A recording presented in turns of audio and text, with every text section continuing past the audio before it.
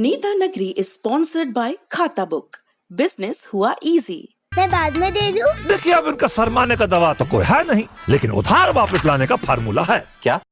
कैसे? खाता book download करिए, ये उधारी का रिमाइंडर भेजे और उधारी वापस लाए फटाफट। माथुर के पैसे आ गए। खाता बुक, बिजनेस हुआ इजी। अगर आपको पता चले कि आप सांसद को नहीं आने। बढ़ते हैं पहले सेगमेंट की तरफ। मुद्दा क्या है? मुद्दा क्या है? मुद्दा यह है कि टीवी की स्क्रीनों पर किसान नजर आ रहे हैं, पानी की बौछारें नजर आ रही हैं, उनके सामने के अवरोध नजर आ रहे हैं और पक्ष विपक्ष में तर्क नजर आ रहे हैं। मुद्दा यह है कि फार्म बिल पर हरियाणा और पंजाब के किसानों का विरोध क्या दुरुस्त है या उनकी चिंताएं कम और राजनीति ज्यादा है। सियासत पर खूब बात हो रही है। हमें लगा कि जो मुख्य मुद्दा है बहस का कि क्या किसानों को बाजार के हवाले कर दिया गया, उस पर बात हो। और इस पर बात के लिए, जैसे हमने आपको पहले सूचित किया था, हमारे साथ हैं एसोसिएशन फॉर डेमोक्रेटिक रिफॉर्म्स और फार्मवेदा, एक संस्था है जो इलेक्टोरल रिफॉर्म्स पे काम करती है और एक संस्था है जो किसानों की बेहतरी के लिए काम करती है। उन दोनों के फाउंडर और IIM बेंगलुरु के प्रोफेसर त्रिलोचन शास्त्री, बहुत बहुत स्वागत है सर आपका नेता नगरी में। धन्यवाद, हमको मौका दिया आपके साथ बात करने का। नहीं, pleasure is always ours. Professor Shastri, मेरा पहला सवाल यह है कि इन 3 बिल्स को लेकर जो बार बार बात हो रही है कि प्राइवेट प्लेयर्स के लिए रास्ता खोला जा रहा है, ये अच्छा है या बुरा है, या ये जो अच्छा और बुरा की बाइनरी है उससे आगे जाकर कुछ है जो कि अमूमन होता है? सर, बहुत अच्छा सवाल है, आपने सीधा सवाल किया। तो इसके बारे में मैं एक बात कहना चाहता हूं जो मैंने उस लेख में नहीं लिखा है। अगर हम एक कदम पीछे हटके जरा ध्यान से सोचें और तीनों बिल को साथ में देखें, तो पहला है एसेंशियल कमोडिटीज एक्ट। उसमें ये लिखा है कि सरकार जो पाबंदी लगा देती है स्टॉक्स पे कि तो मर्चेंट्स और बिजनेस वाले लोग हैं वो इतना माल होर्डिंग नहीं कर सकते, माल दबा के नहीं रख सकते हैं, वो एसेंशियल कमोडिटीज एक्ट है, उसको लगभग हटा दिया गया। वो कह रहे हैं कि अगर कोई इमरजेंसी होगी तो देखी जाएगी, नहीं तो कोई भी जो प्राइवेट कंपनी है वो जितना भी एग्रीकल्चरल प्रोड्यूस खरीद सकती है, रख सकती है। तो एसेंशियल कमोडिटीज एक्ट को लगभग रख कर आगे बढ़िए। APMC जो मार्केट यार्ड में, जो मंडियों में जो वगैरह होता है, उन्होंने कहा है कि जो प्राइवेट कंपनियां हैं वो भी माल सीधा खरीद सकती हैं किसानों से और उसमें टैक्स नहीं लगेगा। जो मंडी टैक्स या जो वेव किए जाएंगे। अच्छा, तो वो माल को खरीद के स्टॉक भी कर सकते हैं और माल को खरीद भी सकते हैं जी। आगे है ये जो कॉन्ट्रैक्ट फार्मिंग का बिल है जी। तो इस बिल में वो कह रहे हैं कि भाई वो किसानों के साथ कोई भी कंपनी एक कॉन्ट्रैक्ट बना सकती है और उनसे वो माल खरीद सकती है। तो अभी जो नियंत्रण, जो कंट्रोल है खेती के ऊपर, वो लगभग गवर्नमेंट और किसानों के बीच में था। जी। अगर ये तीनों बिल को हम साथ में देखें तो ये क्या उत्पादन होगा वो कॉन्ट्रैक्ट बिल के थ्रू कर सकते हैं जी। उसको मंडी के बाहर प्राइवेट मंडियों में खरीद सकते हैं और जितना मर्जी खरीद के उसकी स्टॉकिंग भी कर सकते हैं जी। तो पूरा जो नियंत्रण है ने जो भारतीय कृषि का, वो एक तरफ निजीकरण की तरफ जा रहा है अगर तीनों को मिला के देखें जी। तो इसके बारे में हम सबको सोचना है। और सबसे पहले राजनीति है कि नहीं है, मैं उसके बारे में कुछ नहीं कहना चाहूंगा जी। और हमारे जो किसान भाई हैं पंजाब और किसान हरियाणा में, उनको थोड़ी बधाई तो देनी पड़ेगी देश के वासियों की तरफ से कि भाई आप अपने हक लड़ रहे हैं और आप हो तो अच्छा होगा। सर, मैं इसमें हम पहले भी डिस्कस करते रहे हैं अपने व्यूअर्स के साथ में और नेता नगरी के पिछले कुछ एपिसोड्स में भी हमने इस पे बात की है कॉन्ट्रैक्ट फार्मिंग को लेकर के काफ़ी संशय है किसानों के मन में भी, और हमारे जैसे जो लोग कृषि नहीं करते हैं लेकिन उससे प्रभावित होते हैं उनके मन में। ये एक बहुत बेसिक समझ मानी जाती है कि कॉन्ट्रैक्ट कभी इक्वल पार्टीज के बीच में नहीं होता है। एक पार्टी ज़्यादा मजबूत होती है, एक पार्टी थोड़ी कमज़ोर होती है। अब ये कॉन्ट्रैक्ट अगर कॉरपोरेट्स और किसानों के बीच में होता है तो हम कितने आश्वस्त रह सकते हैं कि जो सरकार का आर्गुमेंट है कि आप मार्केट में जाएंगे आपको एक फेयर प्राइस मिलेगा, पहली चीज वो कितने एम्पावर्ड महसूस करेंगे किसी एक ऐसे कॉन्ट्रैक्ट में, पहली चीज। और दूसरा, जो इस पे जुडिशियल रिकोर्स को मैं ये नहीं कहना चाहूंगा कि नहीं रखा गया, लेकिन थोड़ा डिले किया गया है। पहले आप डिस्ट्रिक्ट अथॉरिटीज के पास जाएंगे, बाद में पहले एसडीएम के पास जाएंगे, फिर आप डीएम के पास जाएंगे, वहां नहीं राहत मिलती तब आप जुडिशरी के पास जाएंगे। आप कैसे देखते हैं सर इनको, और इससे किसान कैसे प्रभावित होते हैं, फायदा नुकसान नफा नुकसान में? देखिए सर, आपने बात बिल्कुल साफ साफ कह दी है।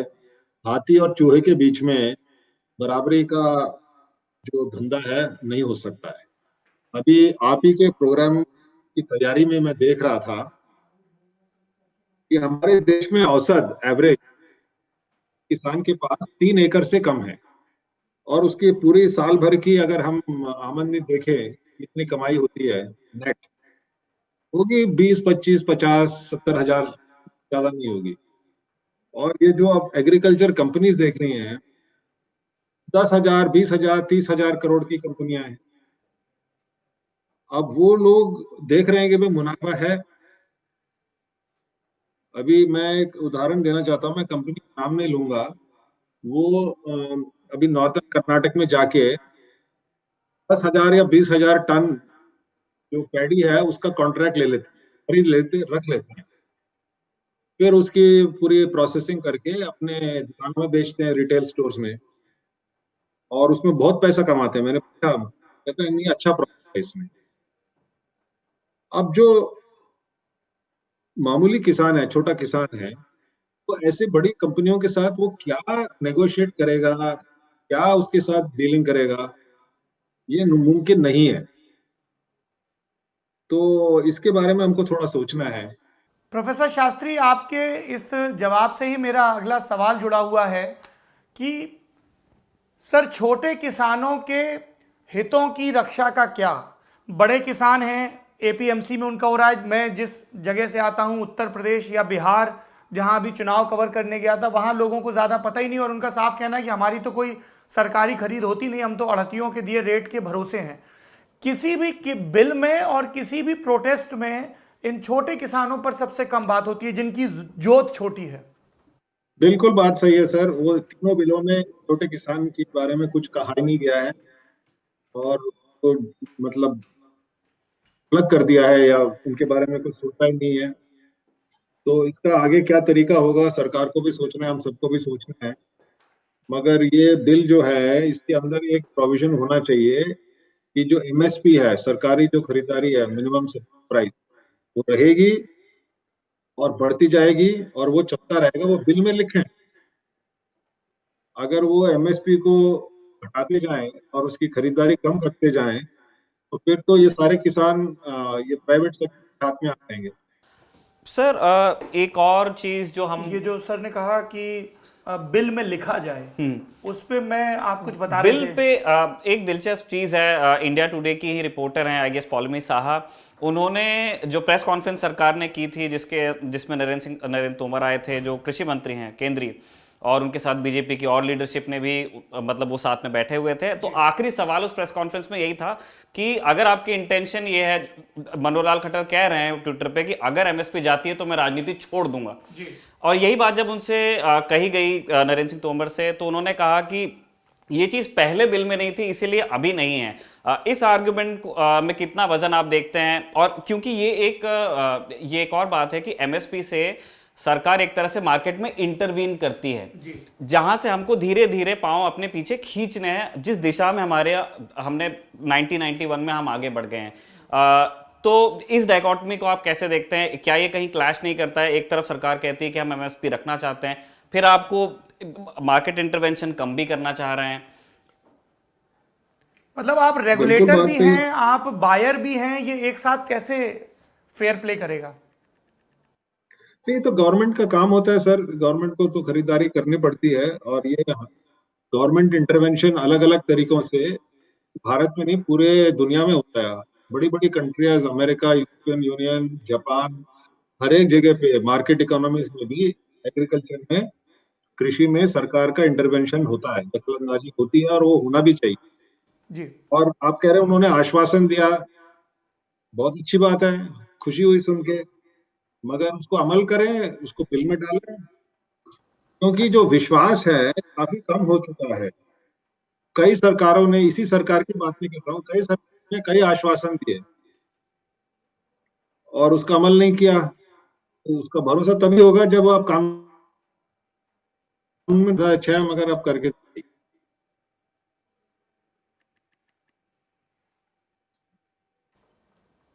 तो निखिल जी, यही है आपके सवाल का थोड़ा बहुत मुझे समझ में सर, आया। इस पूरी बातचीत के दौरान हम जब बिल का ड्राफ्ट देख रहे थे तो एक टर्म बार बार आ रहा था और मैं चाहता हूं कि आप हमारे दर्शकों को भी उसकी पूरी इकोलॉजी समझाएं, जो फार्मर्स प्रोड्यूस ऑर्गेनाइजेशन है। जैसे हमारे सामने अमूल का उदाहरण है, तो एक तरफ है कि सब लोग अपने अपने ढंग से कर रहे हैं, दूसरी तरफ है कि बड़े कॉरपोरेट प्लेयर्स आ रहे हैं जिनकी मोनोपोली की आशंका है, और इनके बीच में है कि किसान ही जुड़कर संगठन बनाएं और सिर्फ वो प्रोडक्शन के लेवल पे ना हो, वो उसके जो और भी कमर्शियल एस्पेक्ट है उनके लेवल पे हो। जैसे खुद आप फार्मवेदा से जुड़े हुए हैं, जो कि इस मॉडल का एक सक्सेसफुल एग्जाम्पल है। तो सरकार के लेवल पे और समाज के लेवल पे या किसान संगठनों के लेवल पे इसको कैसे आगे ले जा सकता है, और इसके मैनेजमेंट में कि ये सिर्फ एक नारा या कागज पे किया गया एक वादा बन के ना रह जाए, क्या सावधानियां बरतनी होंगी फार्मर्स प्रोड्यूस ऑर्गेनाइजेशन में? नहीं, सबसे पहले मैं अपने किसान भाइयों को कहूंगा कि हमारे देश में एक बहुत अच्छा नारा चला था, जय जवान जय किसान। जी। मैं जब किसानों के साथ काम करने लगा, मैंने देखा कि हमारे जो सरकार, जो सेना है, आर्मी, फौज में 50% से ज्यादा जो हमारे जवान हैं वो किसान के बेटे हैं। जी।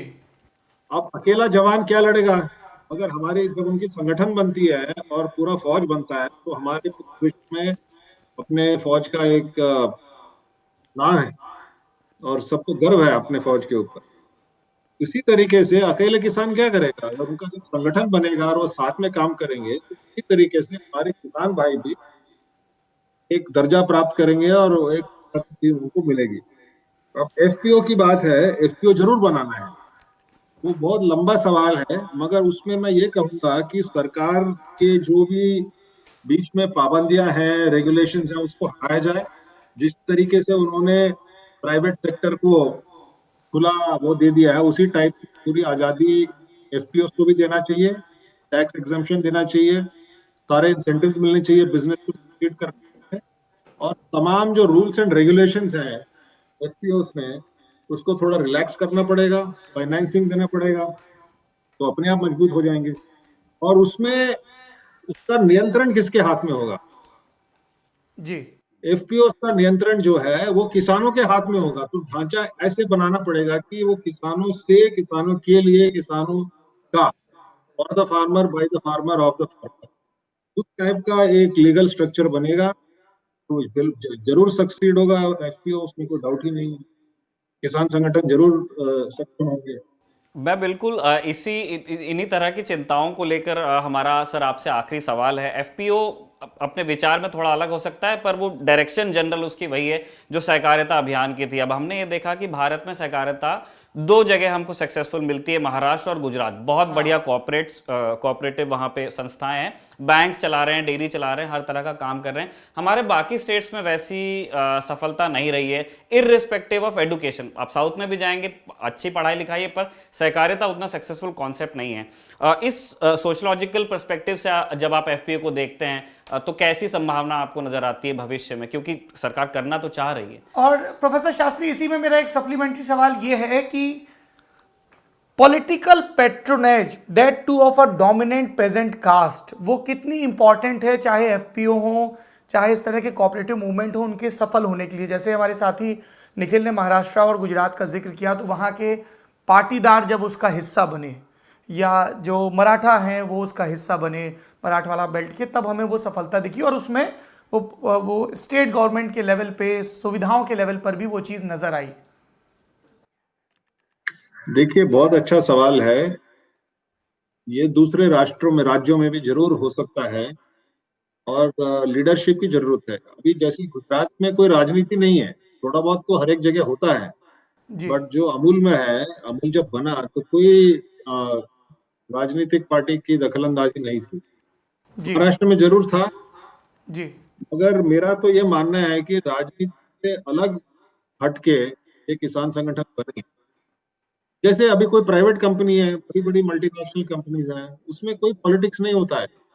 इलेक्टोरल पॉलिटिक्स मतलब राजनीति, जो हम जी चुनाव से संबंधित राजनीति की बात करते हैं, वो नहीं होता है। तो वही ढांचे में भी एफपीओ को भी बनाना पड़ेगा। जी अगर राजनीति उसमें जोड़ेंगे, जो जिस तरीके से हमारी राजनीति चल रही है, तो पॉलिटिकल पेटर्नेज जो आप कह रहे हैं, ये थोड़ा प्रॉब्लम होगा। सर, मेरा आखिरी सवाल, it's like a purely it's a query from a student of yours, कि अगर हमें जो एग्रीगेरियन क्राइसिस है खासतौर पे इंडिया के कंटेक्स्ट में और वर्ल्ड इकोनॉमी के कंटेक्स्ट में भी इसको समझना हो, तो प्रोफेसर शास्त्री कुछ किताबें, कुछ रीडिंग सजेस्ट कर सकें हमें और हमारे दर्शकों को?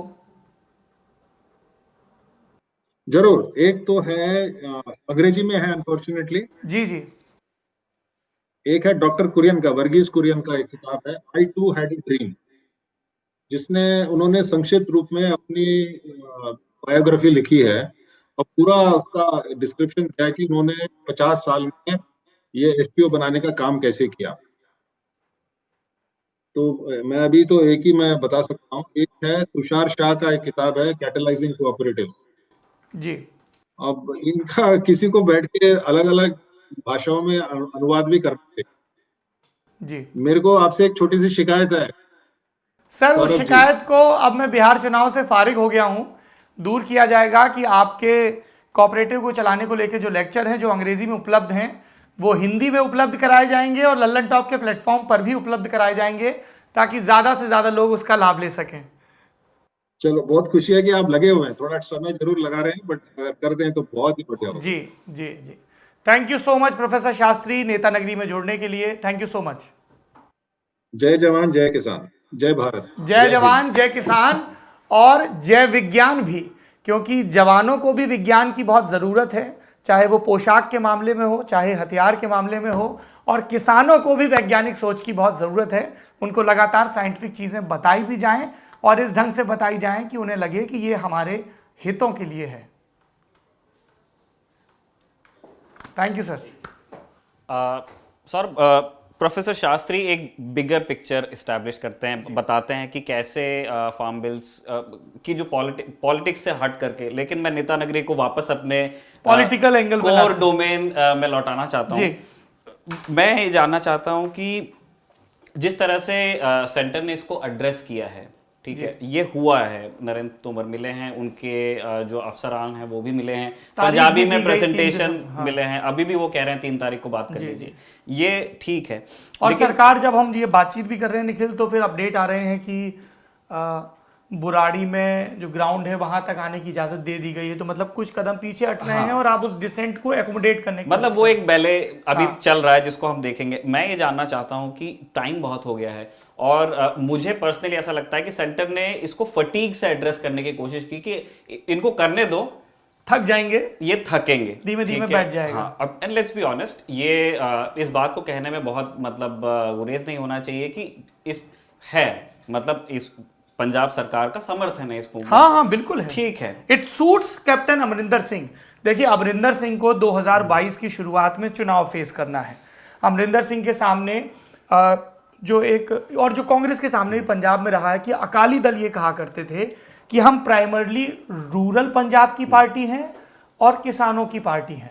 तो आप देखिए, इसीलिए अकाली दल को कब का साथ है 90s का, एनडीए से बाहर जाना पड़ा, जबकि एक टाइम था जब यही डिफेंड कर रहे थे, लेकिन जब उन्हें वो रिजेंटमेंट दिखा तो कैप्टन अमरिंदर सिंह क्लियरली, और दूसरा वो चाहते हैं कि भाई यहां से पटरियां खाली करो, हाँ, यहां से टोल खाली करो, दिल्ली जाओ। मैं यही समझना चाह रहा हूं कि इसकी जो लॉन्जेविटी है मूवमेंट की, क्या ये नहीं पहले सोची गई थी सेंटर द्वारा जब वो अपना रिस्पांस कैलिब्रेट कर रहे थे? क्योंकि हर तरह से प्रेशर कर कैप्टन को दिल्ली आकर के धरना देना पड़ा जब ट्रेनें नहीं चल रही थी, फिर वो किसी तरह वहां चालू हुआ, उन्होंने कहा 15 दिन हम उठाते हैं। अब ये पूरा मूवमेंट उठ के आ रहा है दिल्ली।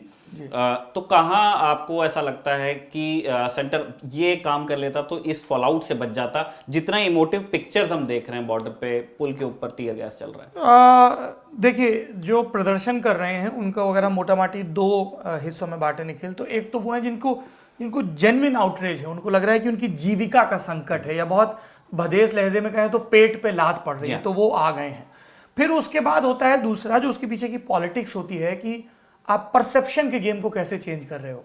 कि अभी तक किसान पंजाब में पटरियों पर बैठे थे, तो अगर आप पंजाब में नहीं हैं, अगर आप कारोबारी नहीं हैं, आपके हित प्रभावित नहीं हो रहे, जैसे पिछले दिनों मेरी लुधियाना के एक कारोबारी से बात हो रही थी जो कार की स्क्रैपिंग काम करते हैं, बोले अब कंटेनर ही नहीं आ पा रहे हैं, तो अब हम पानीपत में कंटेनर उतारते हैं, फिर वहां से बाई रोड लेकर आते हैं, तो कॉस्ट बढ़ रही है। तो तब तक आपको फर्क नहीं पड़ रहा था, लेकिन होता क्या कि जब तक न्यूक्लियस पर असर ना पड़े या बड़े पावर सेंटर्स पर, मुंबई में मार्च हो तो एकदम से नोटिस लिया जाता है, दिल्ली गिर गई, तो उसके पक्ष विपक्ष दोनों हैं कि आप क्या राजधानी को बंधक बना सकते हैं, एक तर्क ये है, और दूसरा तर्क ये है कि भाई राजधानी भी तो देश की है, और राजधानी में जो हुक्मरान बैठते हैं वो देश के लिए जवाबदेह हैं, तो देश का एक नागरिक आकर विरोध करना चाहता है तो कितना अलाउ किया जाए।